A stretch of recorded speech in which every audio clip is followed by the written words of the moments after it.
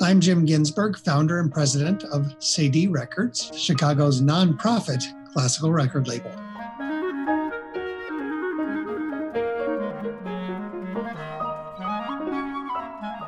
Two things I would say. One, just the general advice that I'm sure everybody has gotten about following your dreams. Well, I actually did it.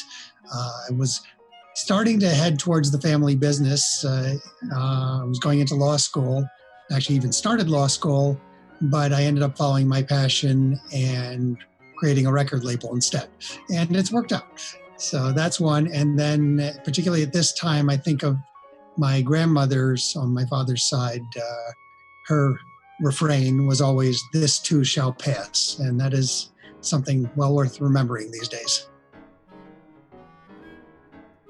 I'd have to pick Dmitri Shostakovich, my favorite composer. Of course, it would be tricky because he was so guarded when speaking. He did all his real speaking through music. So I guess I would stipulate there'd had to find a way to have that dinner with him being able to speak freely. One of the things that we always try to do is every step of our process, the artists are involved. If I'm not the producer of the album, I produce most of them, of course, then the producer will be involved. And so there was a long email trail about the booklet of one particular recording, and the producer, which was Judy Sherman, regretted that the picture of the conductor didn't reflect how dynamic and good-looking she thought he was. And I wrote back, this is what I got from his management. I guess he's just not very photogenic, forgetting that the conductor was on the email chain. We used to record with the Czech National Symphony Orchestra when Paul Freeman, who's the founding conductor, the late Paul Freeman of the Chicago Sinfonietta, that was his European ensemble.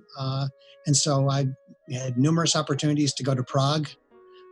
So I really fell in love with that city. It's also where I learned to really appreciate what good beer could taste like.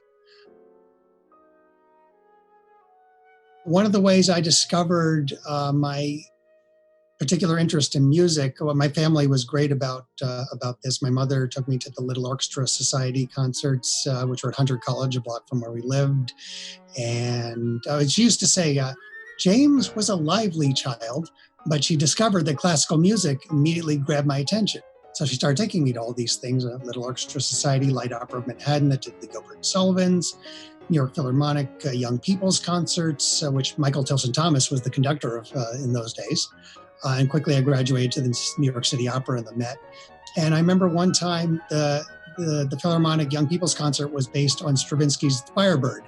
And I had never heard music like this before. And I was just bowled over, and I saw in the paper that the New York City Ballet was going to dance the Firebird. So I got my parents to take me. And the story goes that as we were leaving the State Theater, my father noticed a fairly sour expression on my face and says, "James, what's the matter?" And I said, "Well, they didn't play it nearly as well as the New York Philharmonic."